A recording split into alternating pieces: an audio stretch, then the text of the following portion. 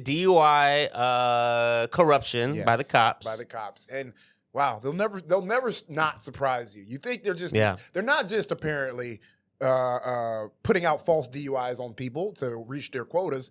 They're doing something even more. I don't want to call this insidious, but they're working both sides of the. So let's go into it. We're going to Albuquerque, New Mexico. DWI dismissal scheme. No punishment yet, but top cop gets special deal. And reading from KRQE. In January 2024, the FBI raided the homes of Albuquerque police officers and the office of a well-known criminal defense attorney. Hundreds of drunk driving cases had to be dropped. Throughout the next year, the feds were silent about their investigation into what was then becoming New Mexico's largest public corruption scandal.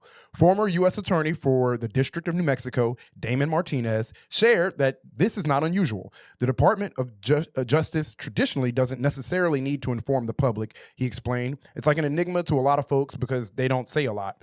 But through multiple sources, KRQE Investigates uncovered that then Attorney Thomas Clear III and his paralegal, Ricardo Rick Mendez, were giving bribes to APD's DWI unit officers to send DWI cases their way. Then the officers would fail to show up to those suspended drunk drivers' court hearings. As a result, the DWI cases were dismissed. Damn. So there was a scheme to people would pay. They would pay cops to. The defense attorneys would pay cops, right? Not show up. Normally, we see cops working with prosecutors. Mm-hmm. We're like, fuck the prosecutors, fuck the cops, fuck this whole punishments bureaucracy system. But here we go. Oh, so cops are on the other side. They're working with the defense attorneys. See, they're not all about throwing people in jail. Yeah. We'll work with the defense attorney for $8,000. Yeah, exactly. For money. But through multiple. And then, as you read, that's how the system would work. Defense attorneys paying the cops a bunch of money to sort of nudge the drivers into their direction. I imagine it went like a little like they were like trying to be friendly, like, look, you know why I got to do this to you, but I wish you the best. Actually, I have some good defense attorneys. You can go to them. They get a lot of people off.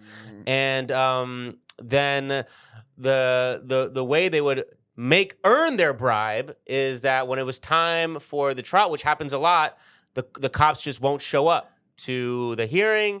Boom, boom, boom. It's dismissed. It's so funny because it works out for everyone. Cops are like struggling to find drunk drivers. Meanwhile, all the drunk drivers are just being still out there.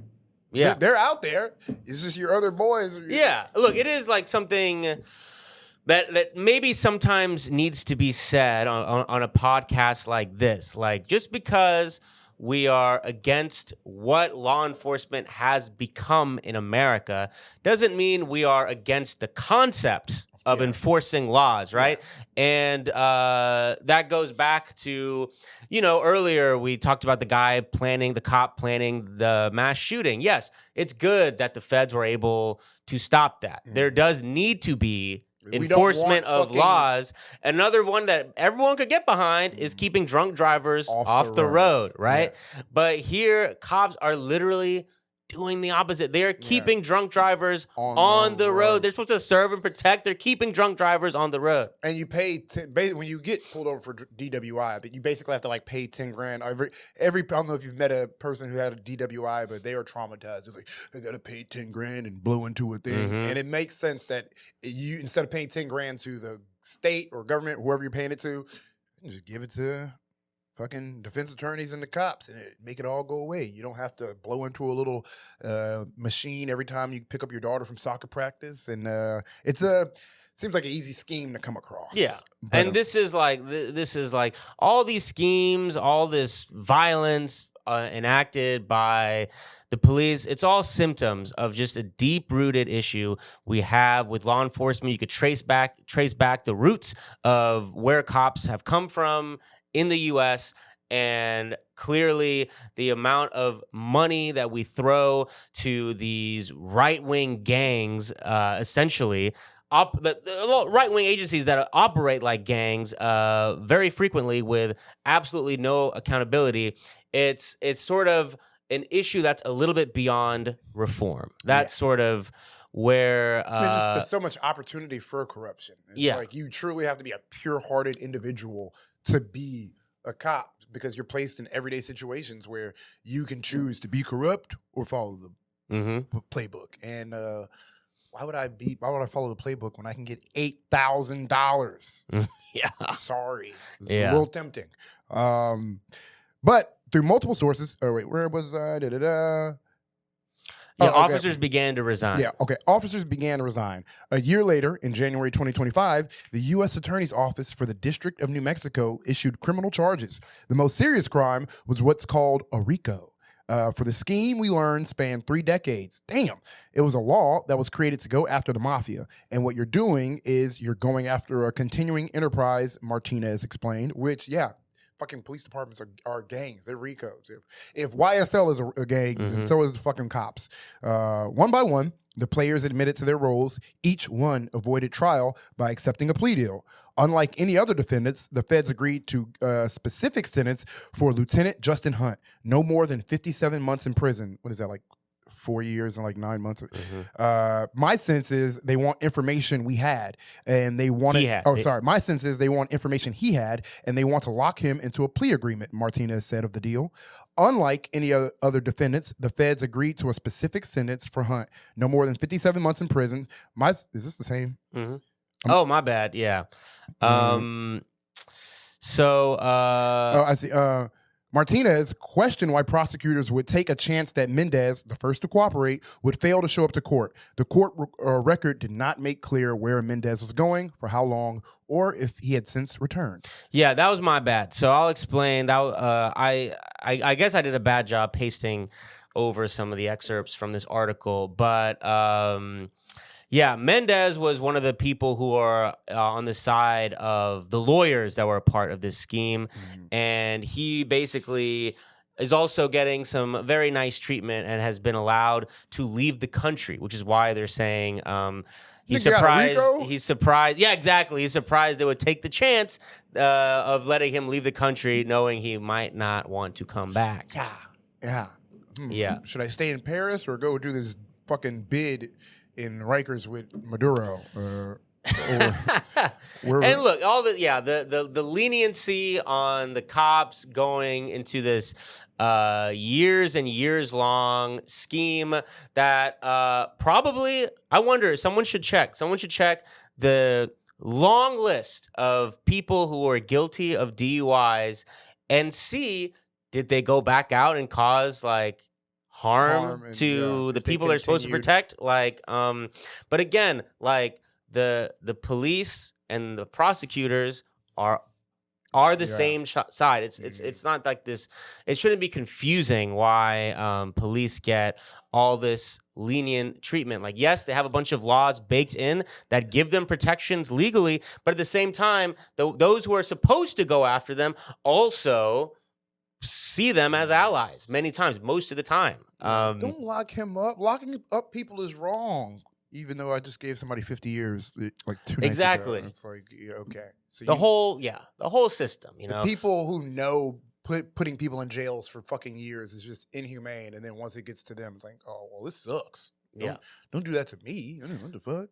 I mean, we all know the justice system goes full force against poor people and petty crimes, and we all know that no one got arrested over the 2007 financial collapse, and this fits right into all of that neatly. Who our justice system is supposed to actually serve? Cops act like whenever cops get in trouble, it's like when a man cheats on a woman, it's like not a bit. It's like, men cheat. But then when a woman cheats on that same dude, they're like, how could you do this to me? Take it easy on me, or this is fucked up.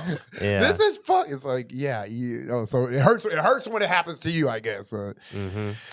So I wanted to mention some of the funnier details that were not included in this specific article, because again, this has been another ongoing story. This was the new news is like the leniency going on with some of the higher ranking police officers and the lawyer involved. But another piece of this is pretty crazy, that apparently these lawyers, these are the schemiest most Saul Goodman-ass lawyers you can imagine, because they were actually like trying to get people around them more drunk on purpose so that they could call their boys. They could call their boys when they leave the establishment. Whoa, this is fifth dimensional. Yes, I'm telling you, bro. This is evil. Yeah. And what's so fucked up is who are these people that Damn, this is dark. Oh my It is. God. Because now it's worse than just like being a scheme, being a racket, being an organized RICO, actively being extortion. This is now like creating the crimes in the first place. Drug dealers don't go out and just get people like, would you like a they don't. sample crack hit? Would you like, and then like, or not even a sample. Like it's almost like lacing crack and like putting it in their food or something. That is crazy, bro. And then it gets worse when you think about like, well, who are the people that you can like buy a whole bunch of drinks for? A lot of times poor people. Well, poor people, but a lot of times it'll be like your friend, like someone you're going out and drinking with. And so one of the examples they mentioned, it was like someone's birthday, and the lawyer took them to a strip club. So who do you take to strip clubs on their birthdays? Like it seems like it's his friend. That's crazy, right? That's crazy. Am I crazy or that's what it was? Insane. And it's the motherfucker's birthday. It's his birthday. You're ruining the life of your friend on his birthday for a little green, for a little cash. Damn, that's crazy. Oh my, I'm like want to throw up. That's so disgusting. This is why people don't trust lawyers. Yeah, these niggas are.